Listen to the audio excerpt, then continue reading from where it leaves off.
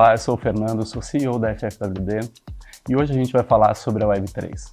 Mais precisamente, vamos conversar como a Web3 vem influenciando o marketing, a publicidade e a comunicação. E de que forma marcas vêm se aproveitando desse novo conceito para estreitar os seus laços com os seus consumidores e fortalecer o seu posicionamento. É impossível aqui fazer um exercício de futurologia. Esse novo conceito, ele ainda engatinha. E existem mentes brilhantes ao redor de todo mundo tentando descobrir como que as novas ferramentas e esse novo e poderoso conceito pode transformar a nova internet.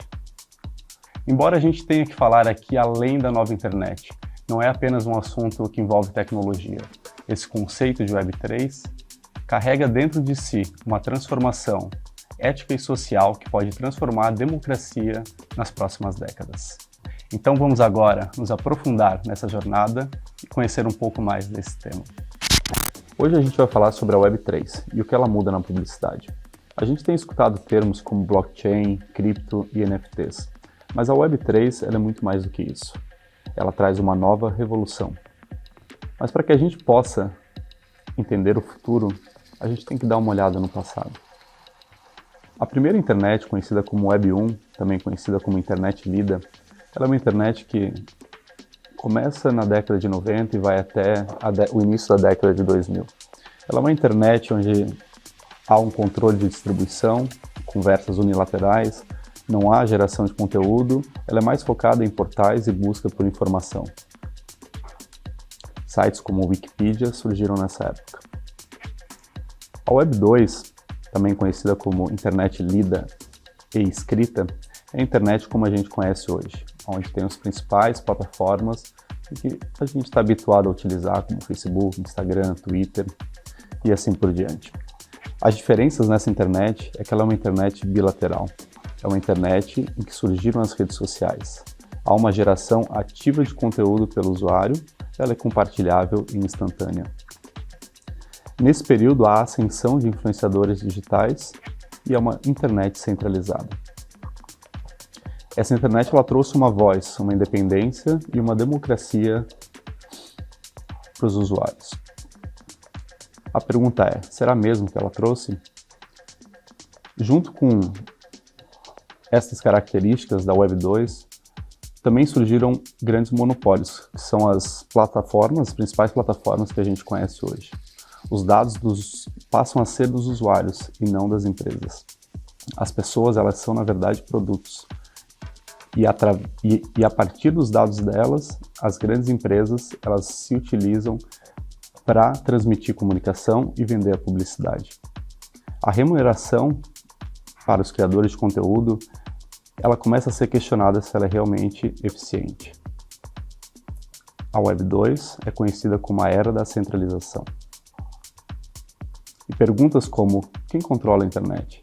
Quem define os mecanismos de recompensa? Eles surgem na nossa cabeça.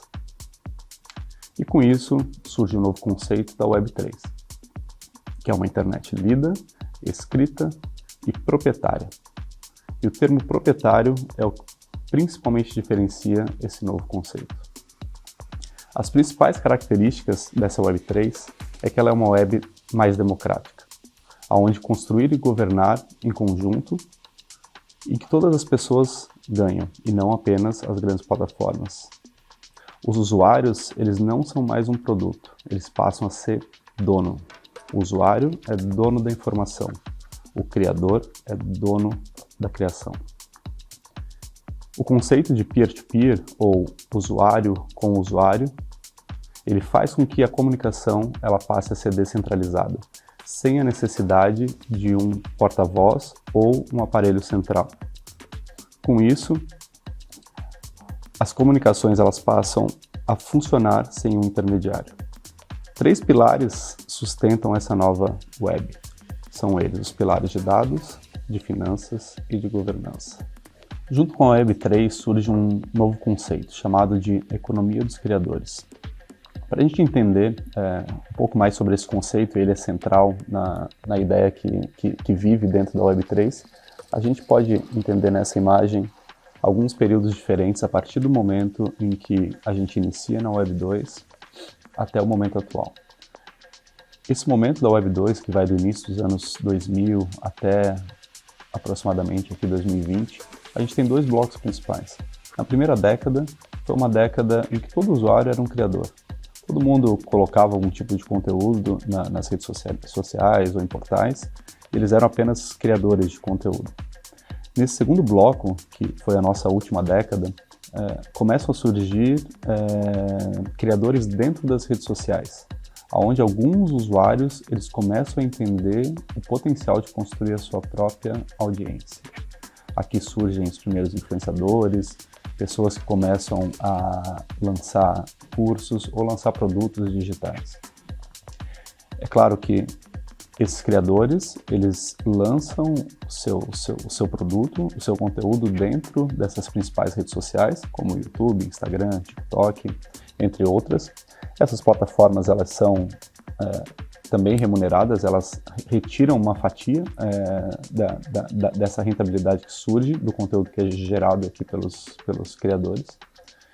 E com isso, quando a gente entra nesse novo conceito e nova ideia de Web3, o que muda aqui é que o criador ele passa a ser a plataforma.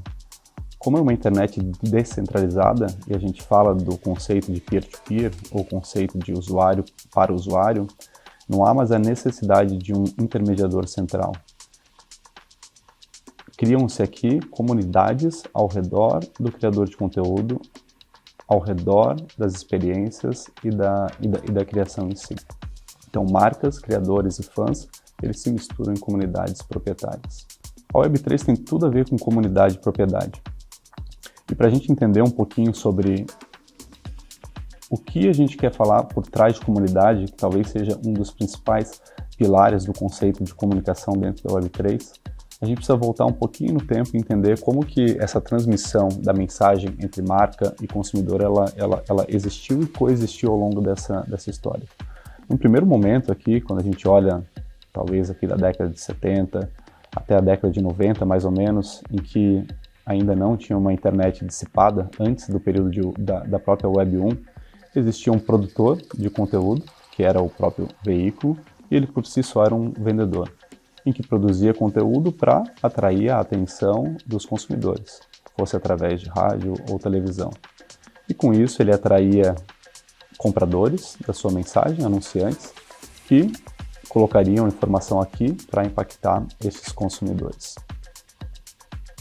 Num segundo momento,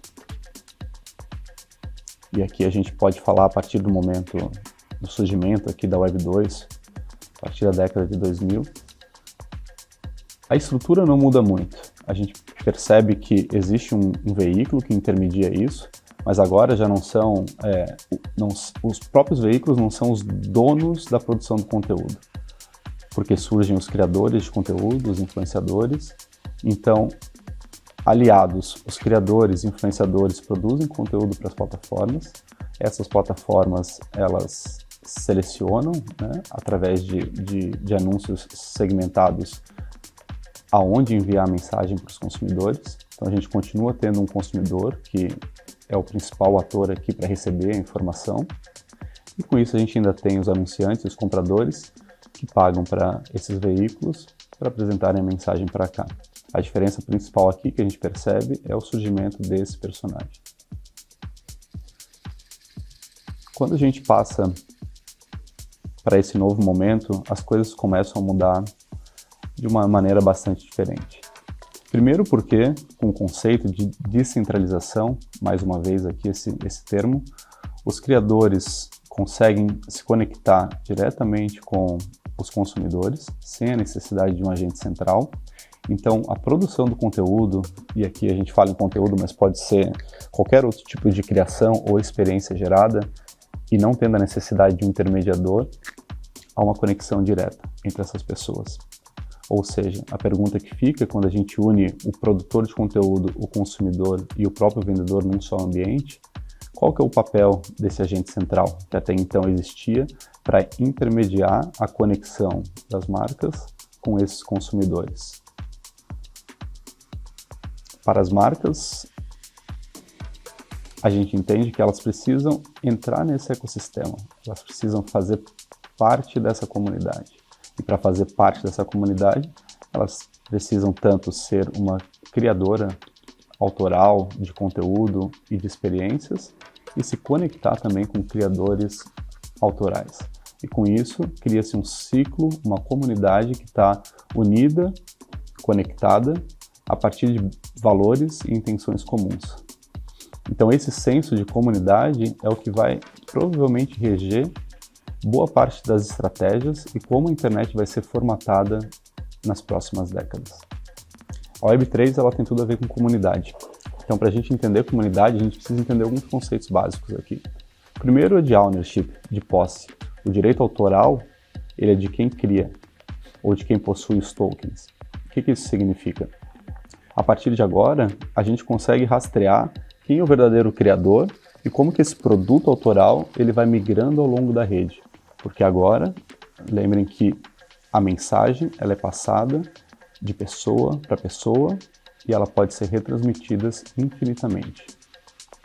Benefícios. Para que essa comunidade aqui ela funcione, essa rede de criadores e consumidores e marcas, elas precisam dividir as recompensas, sejam elas monetárias ou de utilidades. E a gente vai falar um pouco mais sobre isso mais à frente. Essa comunidade precisa ter uma entrega de valor, ou seja, as marcas elas precisam reinvestir continuamente no crescimento e no bem-estar dessa comunidade. Isso muda um pouco o jogo que a gente viu e ainda vê muito sobre apenas gerar uma demanda, gerar uma necessidade para ocasionar uma venda muitas vezes apenas por impulso e não por necessidade, e logo depois a relação ela já não existe. A partir de agora, como o dado, a informação, ela pertence ao usuário e não mais aos monopólios, às redes sociais que detêm informação, o usuário ele pode simplesmente se desconectar daquilo que não faz sentido para ele. Ele pode sair de uma comunidade e ir para outra comunidade. E com isso ele carrega toda a informação dele. E a partir daqui, essa marca não consegue mais rastrear e se conectar com ele. Por isso a importância da entrega de valor constante. O alcance. Os usuários eles ampliam a visibilidade das marcas e comunidades. A partir do momento que existe uma comunidade, elas estão conectadas com valores iguais, todo mundo que está aqui presente, ele torce para que essa comunidade dê certo. Afinal de contas, se cada pessoa aqui dentro, cada criador e a própria marca detém um pedacinho de tudo que está acontecendo aqui e detém a posse, faz sentido com que a evangelização disso promova o crescimento dessa comunidade e, consequentemente, uma valorização de todo o produto que está envolvido aqui, seja ele marca ou ativos que foram adquiridos ou conquistados.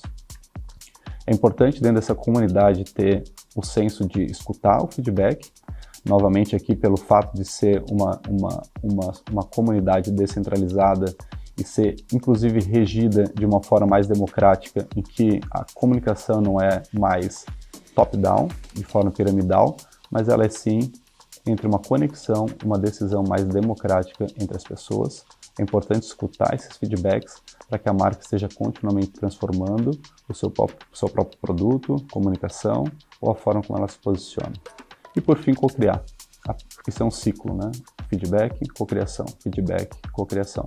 Então, é um ambiente, por ser digital, e aqui é um ponto que é importante e relevante, a facilidade que a marca tem de lançar produtos digitais aqui dentro dessa comunidade digital, ela é muito mais fácil, ela é muito mais rápida quando a gente olha para um nível industrial, de distribuição, de ouvir feedback, fazer pesquisa, é tudo muito mais longo.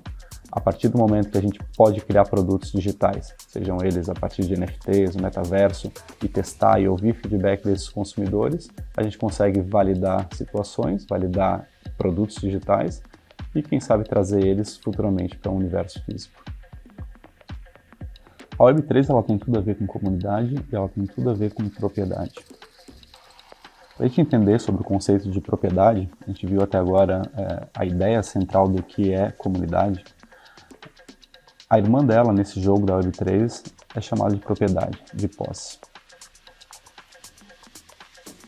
Anteriormente, os criadores de conteúdo, eles produziam um conteúdo, produziam uma imagem, por exemplo. Essa imagem era comprada, adquirida por uma marca, que lançava isso na sua comunicação, através das redes sociais, atingia os consumidores, e a gente formava esse ciclo, onde o dinheiro do criador, ele só era do verdadeiro criador aqui, de quem teve a ideia inicial e desenvolveu essa arte, esse conteúdo inicial, ele era recebido aqui no início e depois ele não tinha mais acesso à informação da onde essa imagem foi, da onde o conteúdo dele foi. E ele não era mais remunerado ou tinha direito a algum tipo de royalty sobre esse tipo de criação.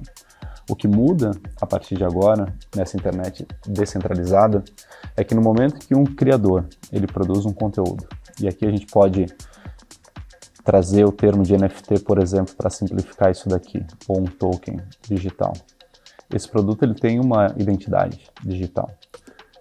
Mesmo que esse produto digital, esse item de criação, ele passe para uma outra mão, seja ela uma marca ou um consumidor ou qualquer outro tipo de pessoa na internet, essa pessoa passa a deter a posse desse elemento e ele pode continuar repassando isso. A diferença é que a cada repasse, a cada venda desse item que originalmente foi criado por essa pessoa, ela recebe uma fração da criação.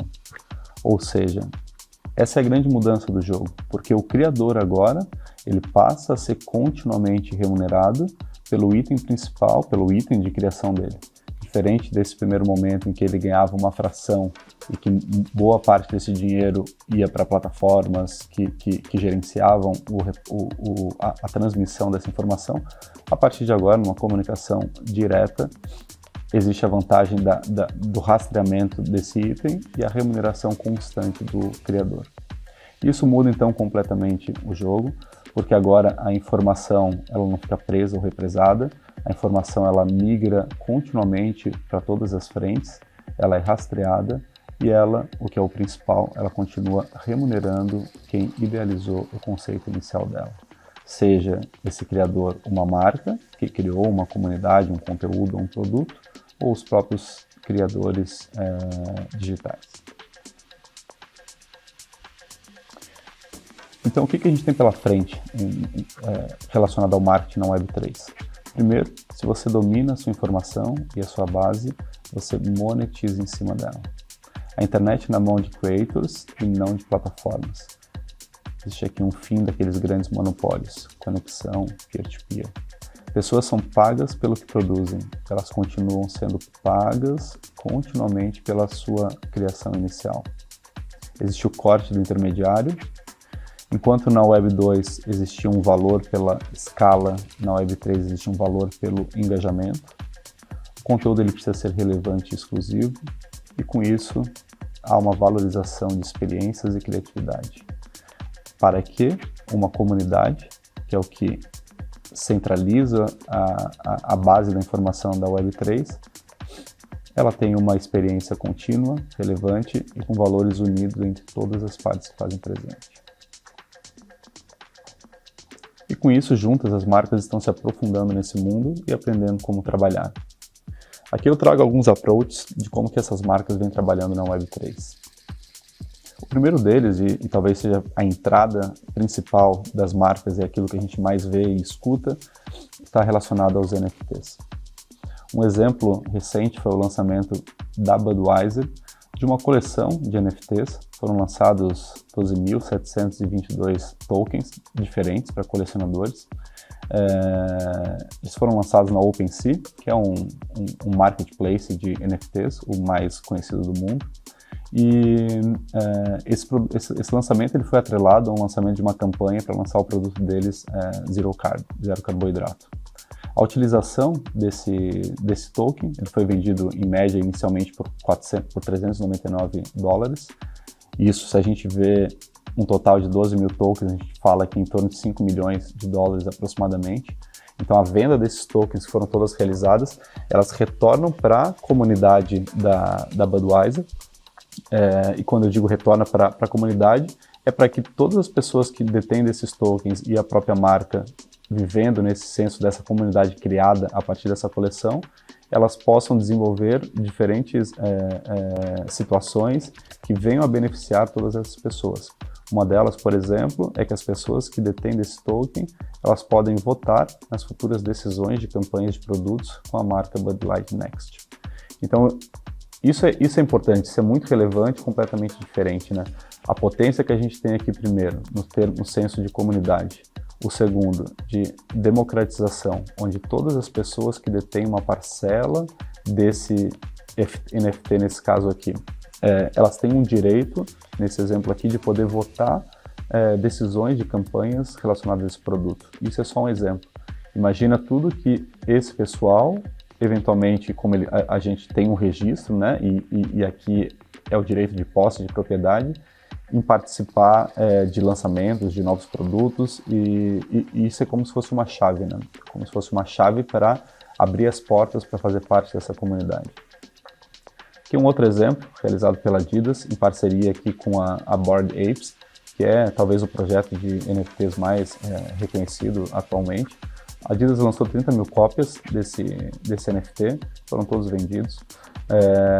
E quais foram as utilidades para as pessoas que detêm esses NFTs? Primeiro, acesso a acessórios exclusivos da marca num game digital chamado Sandbox. Segundo, resgatar produtos físicos dessa nova coleção. O recebimento prioritário de novos tokens que foram lançados. A partir desse foram lançados acho que mais 2 tokens. E junto com esses tokens surge uma nova comunidade. Lembrem que cada bloco desse a gente fala num conceito de comunidade exclusiva e cada comunidade detém os seus participantes com seus NFTs, por exemplo, e cada um deles é uma chave para desbloquear benefícios, como esses aqui. Por fim, aqui acesso ao canal do Discord, que mais uma vez aqui faz com que todas as pessoas que detêm esse token possam participar dessa comunidade e ter direito à votação e opinião, mais uma vez aqui trazendo o termo de democracia para decisão de ações de continuidade para a marca. Esse aqui é um exemplo de uma marca chamada Liquid Death, uma marca de água gaseificada, super moderna, e eles lançaram essa coleção de NFTs exclusivos, essas cabecinhas flutuantes aqui, foram lançadas 6.666 cópias, todas elas também foram vendidas. E o que isso permitiu para essa comunidade que detém agora esses tokens, né? Primeiro, acesso ao canal, mais uma vez o Discord, que é a plataforma principal aqui que vem sendo usada como se fosse uma rede social, canais de chat, Slack, para as pessoas se comunicarem junto com a marca e com essa comunidade, né? E aqui, mais uma vez, elas têm direito a voto e outros tipos de decisão relacionadas a esse produto. Elas podem opinar sobre decisões de marketing, podem opinar sobre a decisão sobre futuros sabores da marca, elas podem ter contato com as celebridades que fazem parte da campanha de lançamento dessa campanha, e por fim aqui elas têm acesso a ingressos de eventos e festivais de música. Então isso é muito legal, mostrar e quebrar essa imagem que a maior parte das pessoas ainda tem, que isso é apenas um JPEG. Mas isso não é apenas um JPEG, isso é uma chave rastreada que dá o direito de posse para as pessoas que detêm fazerem parte de uma comunidade criada pela marca, relacionada a um produto que traz uma série de benefícios. Então isso dá um senso de exclusividade.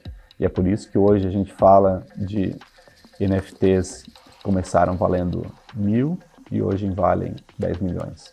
Porque quanto mais a gente cria uma comunidade que é forte e que traz reais e verdadeiros benefícios, e é um item escasso, né? Isso é importante, porque tudo que há escassez, há uma ampliação do valor, né? Então, no momento que eu sei que só existem esse volume de cópias produzidos e que não vai existir um outro tipo de cópia, e eu quero participar dessa comunidade, o valor dela aumenta.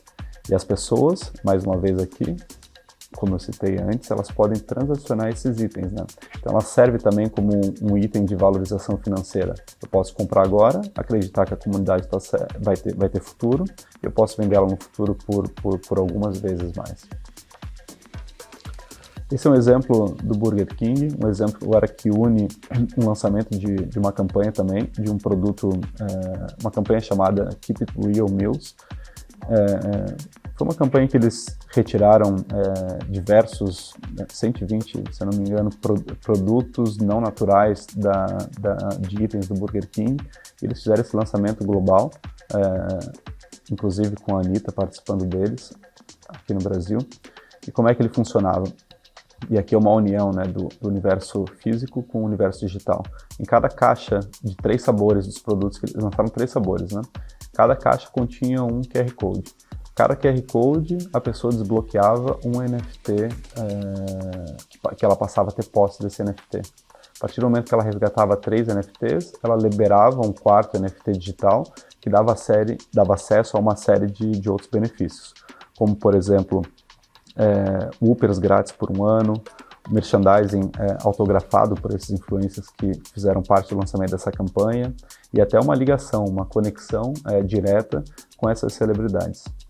Então, aqui mais uma vez, né, de uma forma um pouquinho diferente, porque aqui é uma comunidade irrestrita, né, aqui é uma comunidade que está atrelada a um volume, não sei dizer se com um limite ou se não foi estipulado um limite de vendas desses produtos, mas aqui a gente percebe que existe ainda assim um senso de exclusividade, né? Esse aqui é um exemplo da Nissan, aqui basicamente para entrar no mood de NFTs, pessoas que compravam o Kicks X-Play, uma edição limitada, eles também adquiriam na hora um NFT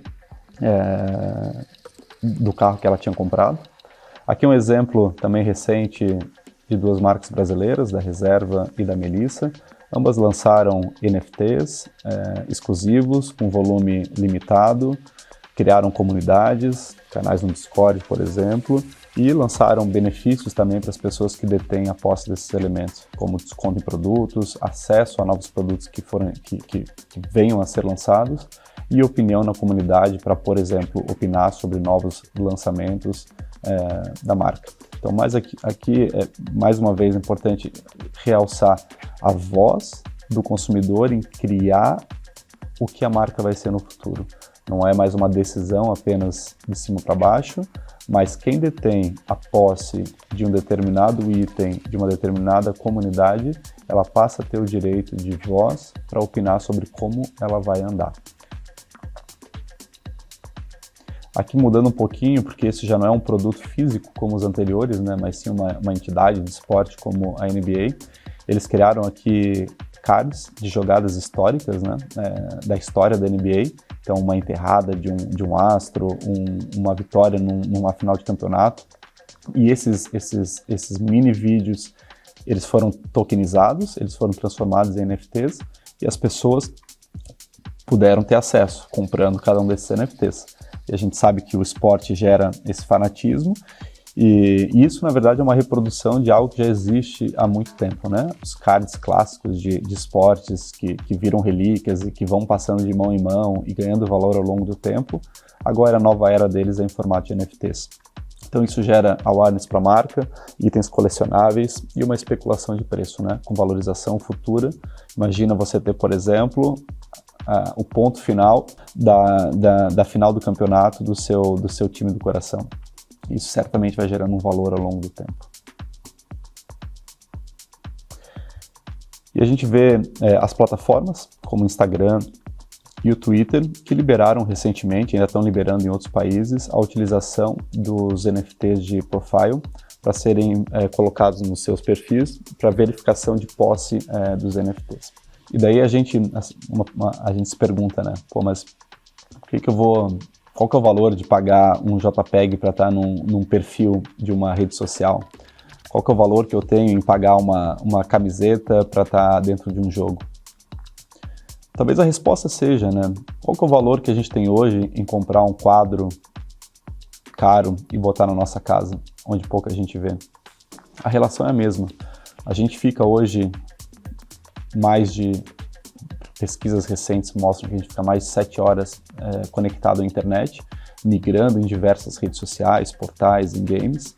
Então a gente está presente a maior parte do tempo hoje no ambiente digital. Então eu levar os meus ativos, as minhas posses, e aqui é muito parecido com o ambiente físico, né? Eu quero mostrar de alguma forma o que eu possuo. Então aqui a gente está apenas transformando um item digital, quando antes a gente valorizava apenas os itens físicos. Esse aqui é um approach um pouco diferente, né? Saindo do item de NFT, a criação de avatar em jogos como Roblox e o Sandbox são jogos e também entram num conceito inicial de metaverso. Esse é um exemplo de uma marca farmacêutica de cannabis chamado Creso, australiana, e ela comprou um terreno digital na Sandbox, do lado da casa do terreno do Snoop Dogg, e ela, tendo a posse agora desse terreno digital, dentro desse game do Sandbox, ela construiu inicialmente nesse terreno uma réplica da fábrica delas, da fábrica que ela possui. Ela permite que os usuários, os gamers, possam fazer um tour através dessa fábrica, conhecendo melhor a empresa, se conectando, né, com essa nova geração que está aqui dentro, e ela permite inclusive a venda de produtos dentro do metaverso, extrapolando isso para o ambiente real também. Pode comprar no ambiente digital e levar isso para o ambiente real. Mas aqui a gente percebe, né, outro item que é muito importante. Estar presente é criar awareness, é criar recall de marca para uma nova geração, que já nasce e já usufrui continuamente desses universos digitais paralelos. A Ralph Lauren, mais um exemplo aqui, ela lançou um Interscape, que foi um espaço dentro do jogo Roblox também. Ela foi uma ativação em que usuários do Roblox, e hoje já existem mais de 47 milhões de usuários diários que estão presentes aqui dentro dessa rede social. São 47 milhões de usuários diários presentes nessa rede social, é um número incrível. E ela permitia que as pessoas, né, que acessassem esse espaço de inverno delas, pudessem esquiar, pudessem se divertir dentro de todos os itens aqui presentes dessa ativação que eles realizaram. Isso gera, mais uma vez, uma awareness com essa nova geração, a venda de produtos digitais, a ampliação dos canais de venda, né? Porque aqui, nesse exemplo, esses produtos, se eu não me engano, eles eram vendidos por $5. Um casaco da Ralph Lauren era vendido por $5. Mas quando a gente fala, primeiro, em escala, né? A gente está falando aqui de um público gigantesco participando da rede social no momento.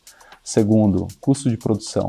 Então, a gente eleva o poder da marca para um item de lucratividade que até então era impossível ela atingir, né?